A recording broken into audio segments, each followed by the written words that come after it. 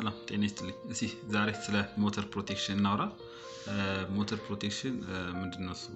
ሞተር ፕሮቴክሽን የሚያገለግለው ዋነኛነት ሞተሩ በመስመር ላይ በሚሰራበት ሰዓት ላይ ከባድ የኤሌክትሪክ ጭነት ወይም ደግሞ ከባድ አደጋ እንዳያጋጥመው ፕሮቴክት የሚያደርግልንና መሳሪያዎችን ያካትታል ማለት ነው። ለሞተር ፕሮቴክሽን በዋነኛነት የሚጠቅሙን ማቴሪያሎች አንደኛው ኦቨርሎድ ፕሮቴክሽን ነው። ኦቨርሎድ ፕሮቴክሽን ምንድነው የሚያደርግልን? ከባድ ጭነት ሲመጣ ሞተሩን ያቆመዋል ማለት ነው። ለምሳሌ ደግሞ ተርማል ኦቨርሎድ ሪሌይን ማየት እንችላለን ማለት ነው።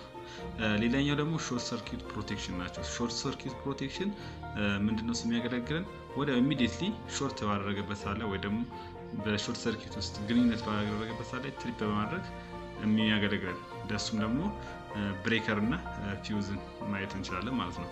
ሌላኛው ደግሞ ሲንግል ፌዝ ሞተር ፕሮቴክሽን ለምን ይጠቅመናል ብለናል።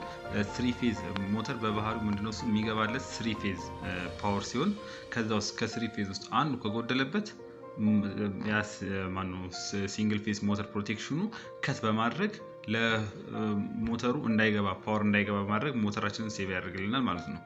ሌላኛው ደግሞ አንደር ቮልቴጅ ወይም ደግሞ ኦቨር ቮልቴጅ ፕሮቴክሽን የምንላቸው ናቸው። አንደር ቮልቴጅ ወይም ደግሞ ኦቨር ቮልቴጅ ፕሮቴክሽን የምንላቸው ለምን እንደሚጠቅሙ ኦቨር የሆነ ወይም ደግሞ ዝቅተኛ ቮልቴጅ ሲገባበት ሞተሩን ብሬክ የሚያደርግልን ወደ ሞተሩ እሳት እንዳይሄድ ወይ ደግሞ ኤሌክትሪክ ኃይል እንዳይሄድ ብሬክ ለማድረግ ያገለግለናል ማለት ነው። ምክንያቱም የተመጣጠነ ኃይል ስላልደረሰለት ማለት ነው።